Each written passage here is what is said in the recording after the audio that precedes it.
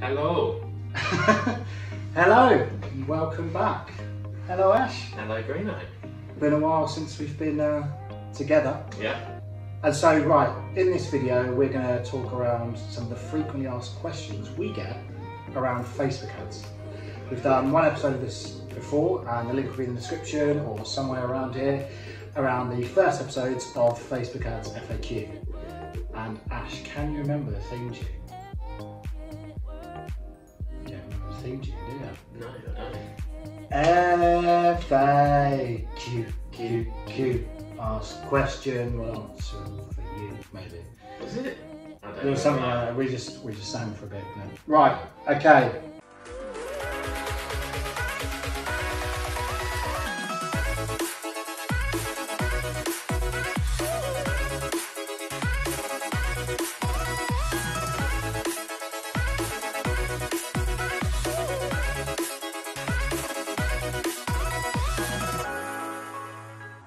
Question number one, I'm going to direct this at Ashley, is how much time do I need to spend every day managing my Facebook ads? So your Facebook ad doesn't need tweaking every day, but personally it's good to just keep a check on all the key metrics, the amount spent, the link clicks, cost per click, just keeping an eye on how it's performing, and then if you feel that it needs a few tweaks, then do it. But firstly really just give it some time, and then once you start to see results, it's more just keeping an eye on those results and seeing if they're performing well. Check on the frequency as well, it's a good one to look at, and then hopefully you'll start to see results, and if you're not, then just keep looking again to try and tweak it more, but this will then help you kind of see the opportunity of what your product's producing, and yeah, once again, this is what I'm going to say, but cut that bit out. Yeah, I think like I was saying, focus on your key metrics depending on what they are for the campaign, and also it all depends on how many ads or ad sets you've got running at once. But for simple campaigns, no more than 5 minutes a day should be there unless something's going drastically wrong or drastically right. And the best thing you can do if it's working really well for you is slowly increase the spend, but duplicate the ad sets and ads and duplicate that spend as opposed to frantically changing the spend, because sometimes what that can do is trigger it to restart. You're basically wanting to find a groove, or like that wave, and ride it where Facebook knows exactly who it's looking for and it keeps putting that ad on the timeline. Once you've set up, which can take anywhere from 10 minutes to like an hour per ad campaign, you don't want to have too much tinkering. It's almost just checking that nothing's going devastatingly wrong and working out in your little funnel where are the bottlenecks and what other ad campaigns or fixes do you need to do on like your website to get things going more streamlined. Yeah, so some people think you might be spending all day in Ads Manager like stressing over it, but if anything that's counterproductive, and it should be really taking time and thinking like the strategy behind it and the framework behind it, as opposed to tinkering with ads every day, which can be counterproductive. Cool. So how much should I spend on Facebook ads, Green Eye? Question we get all the time, and it's one of them annoying ones where it's like, well, what's your budget, what's your product, what's the previous successes of marketing campaigns? It can be anything. Like literally on Facebook, the minimum you can spend is £1 a day. We wouldn't recommend that because you're not proving anything by just spending £1 a day, and you're not reaching enough people to validate if ad A or audience A is better than ad B or audience B and things like that, and you can't get conclusive results. The minimum we tend to recommend in a company, like if your budget's very small, is spend at least £5 per day per ad you're running. Okay, you can get results from cheaper. We've seen results where we've generated leads and sales from less than £5 a day per ad running, but you're not giving it enough juice. It's like if you had a survey and you asked 10 people out the country, that's not providing conclusive evidence for what you want. So I think if you can stretch to 10, 20, £30 a day plus, you're going to get more bang for your buck and you're going to reach more people, which hopefully generates more leads and sells more products, okay? It's better to spread a budget over 1 or 2 campaigns than try and have multiple images, multiple ads, multiple tests going on and testing loads of different shit when you've not got the budget to do that, Okay, so a general rule of thumb is no less than £5 per day per individual ad running. So I hope that helps, because we get that question a lot, and it's just sort of like, as much as you can afford whilst running a campaign profitably is how much you should spend. And work out all your metrics, work out how much your average customer value is, work out your cost to acquire a customer, and work out what the return could be for you, and start after 30 to 60 days, work out which ads are profitable and which aren't, okay? And more often than not, there'll be fixes and tweaks you can do in your whole customer journey and funnel that massively increase that conversion rate, the average order value, customer lifetime value, and customer acquisition cost. There can be your big wins with those metrics, as opposed to, do I need to change the headline on this ad, or is it better to have blue versus red as a colour on it? Okay, so that would be our advice for you on that one. So in the next FAQ, which we get often, for us as business owners, everyone's impatient and wants results now. But, so Ashley, how long would you need to wait to see results? With Facebook, well, especially with our clients, we always offer them, give them, it's mainly like a 3-month test, or a month to 3-month test, just because we need to trial out different types of ad campaigns to see which one's working. You're going to be very lucky. Like, sometimes it does, all again depending on your product. Like, you might set up an ad one day in the space of an hour, and it starts delivering results in like 24 hours, which is great. Just giving ourselves a pat on the back. Yeah. It's like luck if you get the audience, the creative, the landing pages, all of those things nailed on straight away. You'd be lucky if you did. Yeah. Like I said before, Bruno was saying, all depending on, it could be like in terms of how your product, in terms of what you're selling to customers. At the end of the day, Facebook ads will profit your business and grow your business, but you need to get them right, and you need to give it time and test that period, because then you'll start, not for your own, but like in terms of, you'll start to learn yourself what's working. You start to understand Facebook ads more. It's not just like, I'm going to pay £10, I'm going to get this up and running, and it's going to deliver results. It's not going to happen like that. It doesn't happen like that. Say if you're leaflet dropping, no one's going to answer the door and say, yes, I'll buy your product straight away. That doesn't happen. It's the same with Facebook ads, but with Facebook ads, you are targeting all your audiences, and those key audiences that you're not missing the boat in terms of it's not broad. You can focus on different types of audiences. Measure everything. Yeah, measure everything, and you see what your your ROI is as well, which is like important. So you can measure that. But then also in terms of like the best place to be at the moment in terms of advertising is on social media, because what are people doing most of the time? They're on their phone. They're on Instagram. They're scrolling through TikTok. So it is the place to be. It's just about getting it right. And once you do nail that, you're going to have a very successful ad campaigns for the future. Definitely. Like, you can get leads and sales within a day, but like, to build a system that gives you predictable, consistent results, and to work out where the bottlenecks are, it might take 30 to 60 days of testing. It's like, if you went out and tried to become a great tennis player or golfer, you wouldn't expect amazing results straight away, and you want to be in that top 1% of businesses in your industry. Put in the work, and the more time you commit to it, not only do we as advertisers, but you as a business owner learn what's working and make the appropriate tweaks and run the enough tests to know what's happening, but the Facebook pixel learns more around how to get success and what types of customers buy from you, subscribe to you, and things like that. So the more time on the platform, the more you understand, but the more Facebook understands and can optimize and show your ads to people likely to take action. So Bruno, why do my Facebook ads keep getting rejected? Another good question, and one we get a lot of emails about. It sort of leads into the previous question Ash answered around how long to see results. Sometimes Facebook ad approval can take between 10 minutes, or it can take like multiple days, particularly around coronavirus. It's taking longer than usual. So some quick ways around Facebook ads keep getting rejected is you have too much text in your image, which Facebook says it ruins the user experience. You might have some certain like flag or alarm words that Facebook doesn't like in your advertising copy or headlines, which are usually around like restricted products like drugs, drink, gambling, sex, anything like that, or promising really good financial gains or big weight loss and health gains and stuff like that. So a lot of people who work in chiropractors, osteopaths, Pilates and stuff, they could see their ads getting rejected because it promises a health fix. Whilst you need to be clever with the wording, because you aren't promising that someone's definitely going to fix their back in 20 days. It needs to be around it can aid recovery and things like that. So you need to be careful in the wording.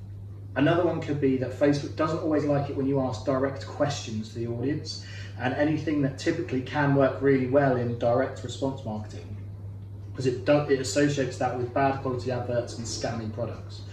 So sometimes if you're asking a question or you've assumed knowledge, if you're targeting mothers with children between the age of 4 to 8, if you put in your ad, are you a mother with a child aged 4 to 8? Facebook might start rejecting it because you're almost spooking out and being too, like, almost creepy in the ads, and it will block that. One other way we've seen ads getting rejected is if the website page that you're guiding to, it also mentions some of those things that we said around those sort of like banned or touchy industries. And I'll put a few links to other articles in the comments below.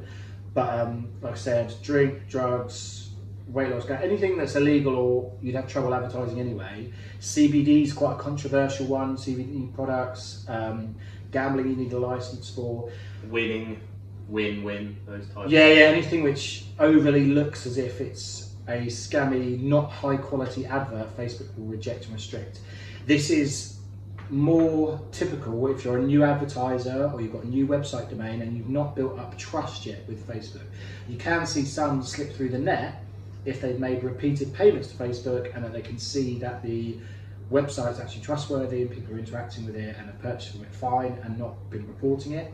So typically you might see like your first few ads from your ad campaign, if you've never used Facebook Ads Manager before, get rejected, or your payment method get rejected, and you really should make sure that the payment's approved or set up via PayPal to make sure that first payment goes through and doesn't disrupt any of your ads running. If you're still getting your ads rejected, what we recommend on having on your landing page, the website you're directing people to, is add a footer, which I'll again show a screenshot somewhere, but around how you're highlighting like this page is in no way associated with Facebook and none of the things on this page are related to Facebook or Facebook Incorporated as a company, and that usually is another little tick box checked. If I've forgotten anything, I'll add in a little video now saying some of the other bits that might have your Facebook ad being rejected, because it's tricky, it's annoying, and it can take ages, but usually the longer you've been advertising, the more leeway you might get as a Facebook advertiser. Another little tip is if you keep getting rejected or one's in approval status for ages and you've been impatient, just try duplicating an ad or an ad set to see if that just kicks through the approval process and gets your ads live and running. So one of the questions we get a lot is, cool, you're running ads on Facebook, but where actually do my Facebook ads appear? Yeah. So my advice is really, first of all, is like when you go on social media, what do you do with it? Are you scrolling through the newsfeed? That is, in my opinion, the best placement to pick first is your Facebook newsfeed and your Instagram newsfeed. Where else would you really go in terms of other placements when you're on, say, Instagram, doing the stories? Again, that's another one I would pick. Those ones are the real main ones you can pick, because otherwise I feel like if you're picking a lot of placements, you're actually kind of wasting a bit more money. So it's like more juice goes into those placements, and then instead of, and it becomes weaker. And I would, for example, like when there's other options you can pick, like audience network or in-stream videos. I wouldn't really recommend them because rarely do you go on them. It doesn't happen. And then there's another one in terms of apps as well, where your ad will come up through apps. Again, I wouldn't recommend that unless you do have an app. Yeah, it works well for apps or like. But other than that, I wouldn't pick it. So those are the main placements that I would pick. Especially if you're starting off and you're new to that. So those, like, we're giving you advice, like strong advice is pick them. and I wouldn't really worry about the rest for now. You can pick them as well, all of them if you want, and then after when your campaign's finished, you can look into the breakdown, and then it will show you in terms of where the most people have seen your ads. But again, as we're telling you, the most times we see when we look at the breakdown, the main placements again are Facebook newsfeed, Instagram newsfeed, and stories. You can Facebook stories at the moment is working as well, but mainly those three, the two newsfeeds on your Instagram, Facebook, and your Instagram stories, are the ones to really focus on. Yeah, you don't want to be putting budget and money into the placements that aren't premium, like the ones that don't necessarily, they might drive views, so it looks like, oh yeah, we're reaching those people, but they don't actually generate clicks that convert. So, like Ash mentioned, the audience network and the apps, Facebook owns the ad space on loads of apps, like 80% of the apps in the App Store. So that's why you're seeing the same ads that you might see on Instagram as in the apps you're browsing. However, how many times do you click on through an ad on an app and mean it? Like a lot of the time they're accidental clicks and they're wasted budget. And most of the clients we work with are slightly smaller businesses where you're focusing really on making every penny count. And the top of funnel ads you could use as more Instagram stories or things like that, because it's harder to get a lot of information over an Instagram story. But typically for high value purchases, B2B, things like that, where you might need to share some more information or build up the trust because it's a new product that people haven't heard about, the feed ads outperform everything. And then you can retarget people with Instagram stories and like a personal message because they know who you are and they recognize it. That's always quite a good way. The other thing is you can toggle or select if you want someone to be logged onto Wi-Fi when they're browsing. So as well, if you're hoping people go through the purchase or download like a lead magnet, they're more likely to do that, perhaps if they're on Wi-Fi. We've seen with some B2B clients, if you choose a desktop rather than a phone placement, it massively outperforms as well, because some people still prefer to do like downloading an ebook on a desktop rather than a phone. But play around with it, like experiment with those premium placements. But some of them will suck up your budget fast without giving you results. But like I said, it's like in terms of when you use social media, what are you looking at, and what you see from those. It usually is the news feeds and like the stories that you'll see the ads like come up constantly for you. Some placements, and there'll be new placements that come up as well. Like there will be WhatsApp placements rolling out in the future. There's Facebook Marketplace specific ones as well, which can fit quite nicely if you're selling products. But play around, but don't waste money on shit that's not working, really. So how do I work out who to target on Facebook ads? So we get this sometimes, because sometimes your audience might not be defined, or you go like, oh yeah, anyone, anyone who wants it. So what we recommend is there's two ways you can target on Facebook, and it's called cold audience or your custom audiences. Your cold audience is where you pick like different interests, demographic behavior, and different. Facebook's got millions and millions of data points. It knows more about you than you know about yourself, and you can select interests. So what's a random example of a business? Let's just pick cycling, for example. Cycling is popular here. Because there's a bike there. That's it actually is. There's a bike there, that's what cycling. And so then it'd be like people that have interest in cycling, bikes, cycle helmets, Tour de France, Chris Hoy, velodrome, all of that. I'm trying to think of some bike brands, like cycling brands, cycling clothing brands. There's loads of biking geeks out there who spend all their time. They'll know what I mean. But so you can go and very minute in the interest. If you want to sell a tandem bike to some bloke who's interested and wants to get his, that's a bad example, but if you want to sell a tandem bike, you could target someone, everyone that's actually described there in terms of interest in cycling, and they're also in a relationship or married. And you can layer up these things gradually. You can be specific or as broad as you want. We recommend going after a few key things that nail it, but over time you might slowly narrow your audience targeting, because Facebook will learn more about your product with a slightly broader audience. And then maybe if you're a small business that only caters to a local area, you can literally drop a pin where your shop is and go out in terms of geographically by kilometre. So you can restrict to things like that. You can restrict by age. There's a million and one things, and there's so many different interests being added. Even things like, you'll know that someone who's interested in browsing IKEA is probably somebody is looking at home renovation, doing up their garden. It's just around trying to get these sort of lateral thinking as well as the very obvious niches that you need to look at. If someone has a dog, you can advertise pet food to them straight away. So that is cold audiences and your interest-based targeting. The other much more effective way of doing this, and one that you would always be leading up towards, is the custom audiences, which is based on your own customer data and your website data. So the first thing is the Facebook Pixel, which I've banged out on enough, and I'll put some links in the description as well around the Facebook Pixel and how that works. But essentially it picks up consumer data from your website and how people are using it. So you can retarget people that have visited certain key pages on your website, or people that look like people that have visited key pages on the website. So if you know that over the last month you've had 200 people buy a product from your store, you can tell Facebook, find me people on Facebook that are 99% similar to those people, share the same interests, so you don't have to do the hard work and figure out who they are, and set your geographic radius to wherever you can sell to. Okay, so let the pixel and let Facebook do the hard work. So that's one type of custom audience. You can also upload into Facebook like your actual customer emails. You can upload your email subscriber list. You can segment that out by email subscribers who've purchased from you in the last 3 months. And again, you can then create lookalikes from that audience. So over time, you want to be using your cold audiences and interest to build up a big base of people using your website, buying your products, and what we call seasoning the pixel. Okay? Yeah.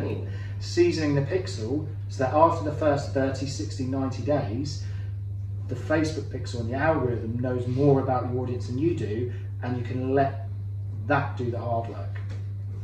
But yeah, I think that's it for episode 2 of Facebook Ads FAQ. If you've got any questions, just put them in the comments below. And if you like what we're doing, really appreciate any likes, subscribes, check us out on any other channels. And that's how. For now.